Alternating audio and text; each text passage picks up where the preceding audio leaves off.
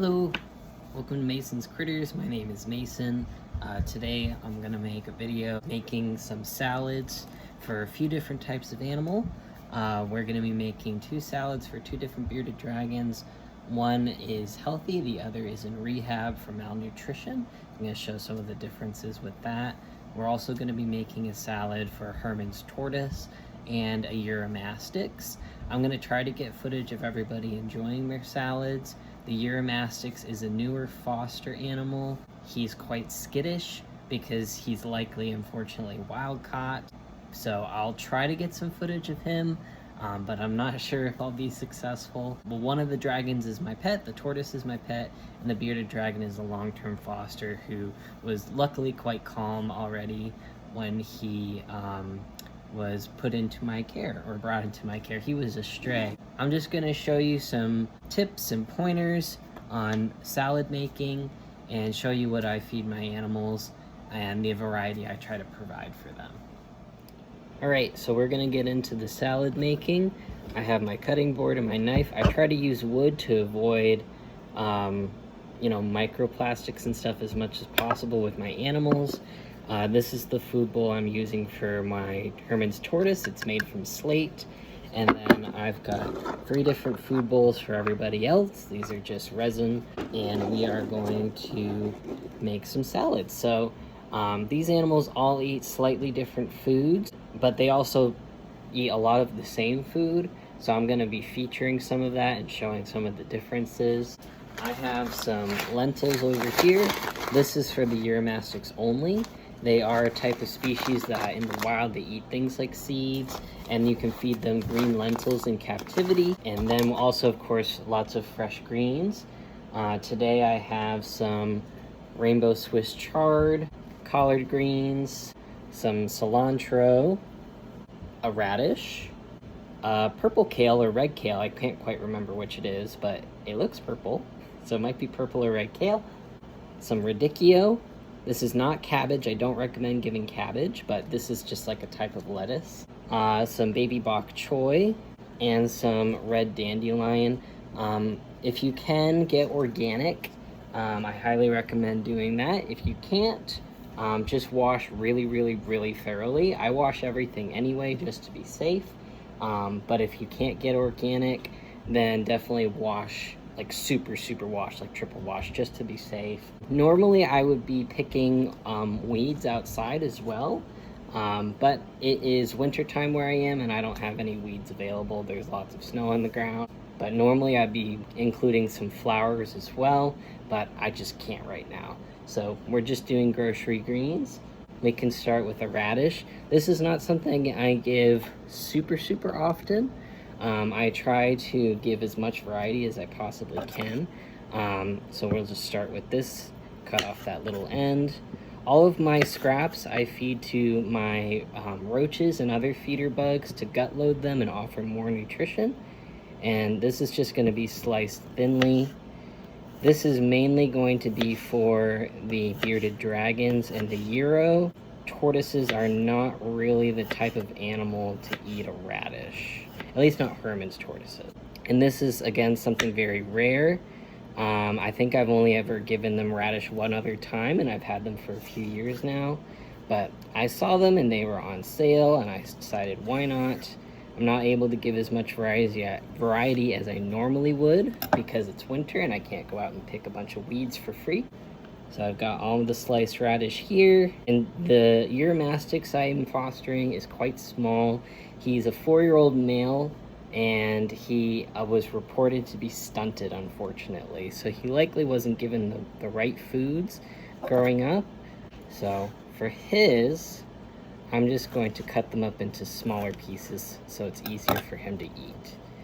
It's really important if you do have a bearded dragon and a Uromastyx to try to keep your tools separate, like feeding tongs, for example.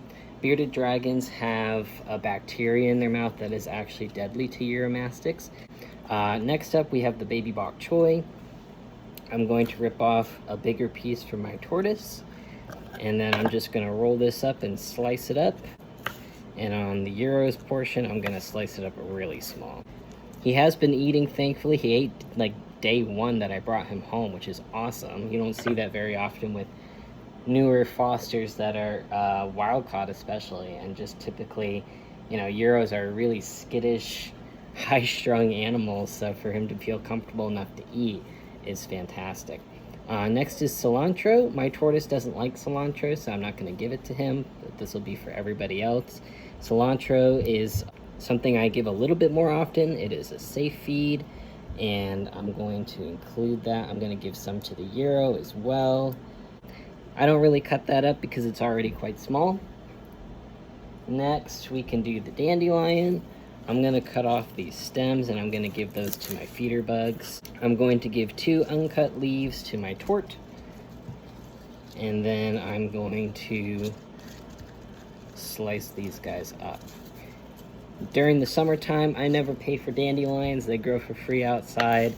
If you want to harvest weeds for free for your plant-eating reptiles, I highly recommend it, but you need to be able to have access to a chemical-free area. You don't want to obviously expose your animals to any pesticides, so just be on the lookout for an area that you know is safe. I would also use a plant identifier.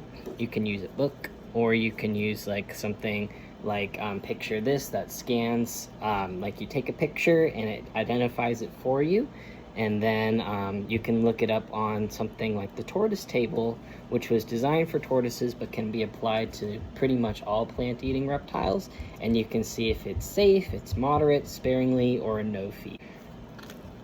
Next is the radicchio. This is kind of just like crunchy water, but a lot of animals like the color. So I add it in every so often. And I'm going to rip it in half, give the smaller piece to my tortoise, and then slice this up. A lot of reptiles that eat plants are really attracted to color. This is partially why a lot of them enjoy fruit, because it is colorful, but also because of the sugar. It's not recommended to give any of the species I'm feeding today fruit.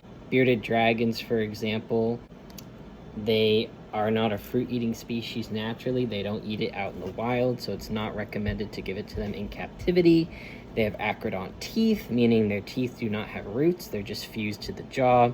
If they get dental decay from the sugar, that's their jaw actually rotting out. So better to be safe and sorry and just avoid fruit and go for just colorful leafy greens or safe flowers and things like that. Which is why I picked out the purple or the red kale today, just a little bit of color variation.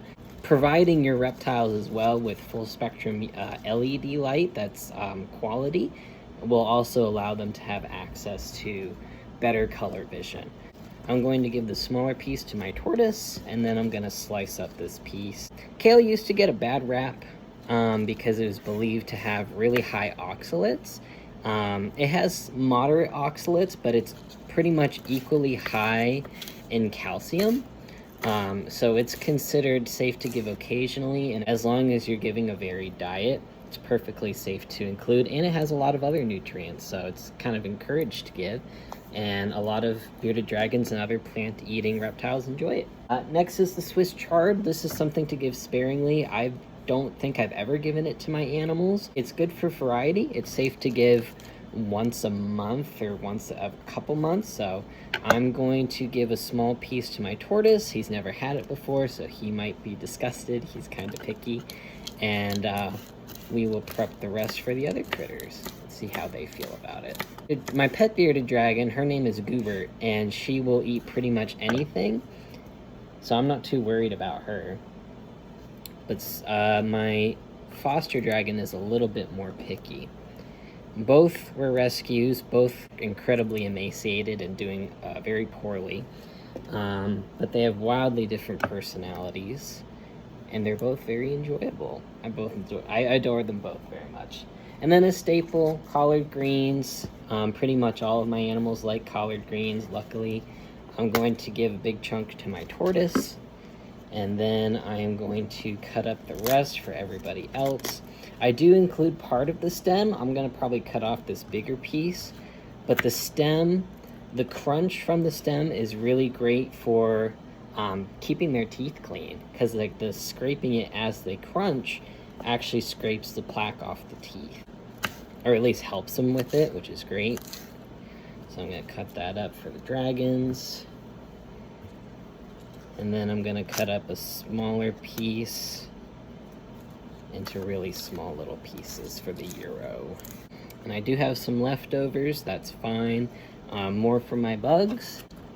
And then on top of our salads, we're going to put, kind of line them up a little bit here. You can only see some of them. Let me kind of point this down a little bit at least. I'm going to be putting calcium. I don't put calcium on all my salads, but I do like to include it sometimes. So we're going to be putting calcium today, especially because we're feeding a few things like Swiss chard that have higher oxalates. I'm just going to sprinkle it right on top. Just a little bit. They don't need a lot. And then Nutribach. It is probiotic day, so they're getting Nutribach today. This helps, especially with plant-eating reptiles. It helps keep their gut health nice and optimal, and helps them digest large amounts of roughage. So we've got all of our salads made. I'm gonna add some lentils to the Euros. I almost forgot, this is the Euro salad. It's smaller because it's just a little guy. Then we've got the beardies. This is for the beardie suffering with malnutrition. It's a little bit bigger. And then I've got my pet beardies, Goobert's right here. She's at a healthy weight, so she doesn't need a huge salad. And then the tortoises. All right, so let's start with my buddy Mo. He is a rescued Hermann's tortoise, and he is such a good boy. Normally I just feed him on this piece of slate, but just to make the video a little bit easier, I figured I'd use the slate bowl I had handy. He's got a lot of options today. Looks like he's going for that radicchio. He loves radicchio. Hermann's tortoises are pretty small, as you can see. He's just a little guy. Here's my hand for scale. He's a good buddy.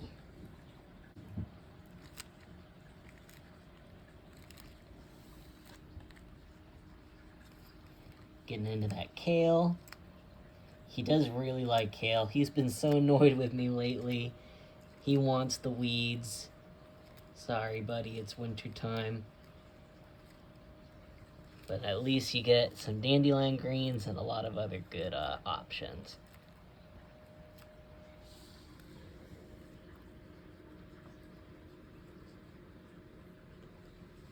Yum, yum. Alright, next we're gonna do the Uromastyx. His name is Pinecone. Came with the name. This is just a quarantine setup. As he spends time with me, it's going to be improved. He will be adopted out in a minimum of a 4x2x2 foot enclosure. He's a really sweet little guy, and these guys don't stay too long at the rescue. They tend to get adopted out really fast once their quarantine is over. So let's see. Hi, buddy. He's a little bit nervous with me still, so I'm gonna give him a little bit of space. I don't want him to panic. And we'll check back in with him in a little bit.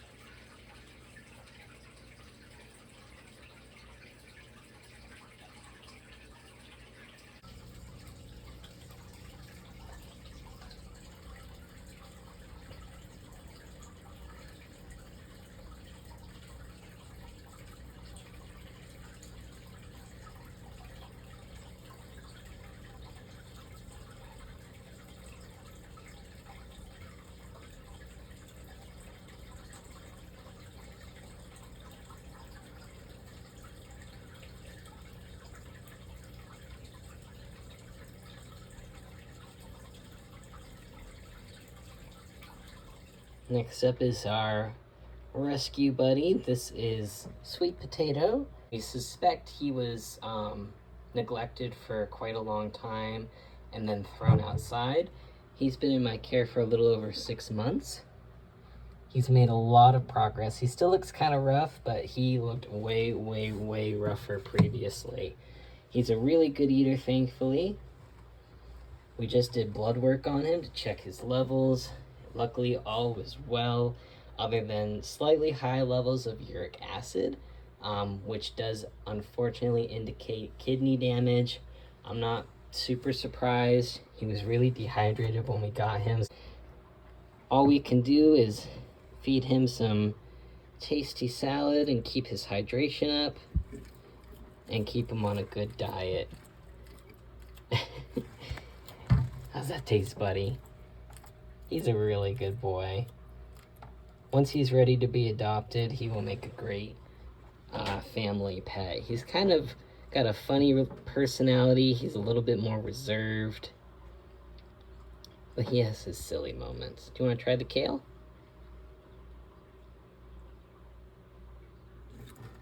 Oh. Good boy.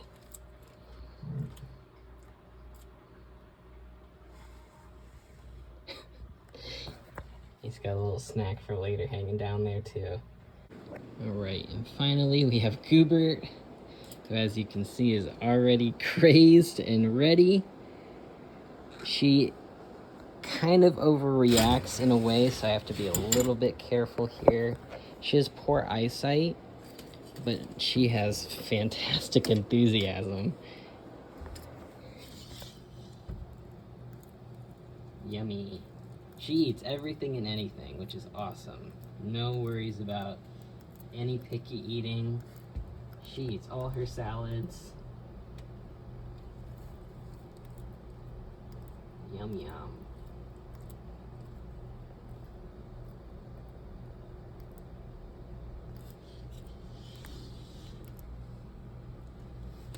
What do you think, Gooby? Is it good?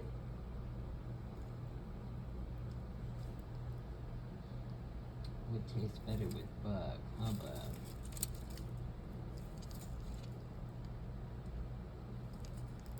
Loves dandelion. She was a rescue that was abandoned in a closet, and she was starved for quite a while. The stress of the situation unfortunately resulted in her having a brain aneurysm, which is why one of her eyes is larger than the other, as you can see. Luckily, she survived. Took her about a year to complete rehab, and she is doing fabulously now. She has a great body condition, nice and slender, but with a little bit of extra fluff, you could say. Super good appetite. Her blood work has always been great. No worries with Miss Gooby anymore, and she will never have to worry about being locked in the closet ever again. Such a good girl.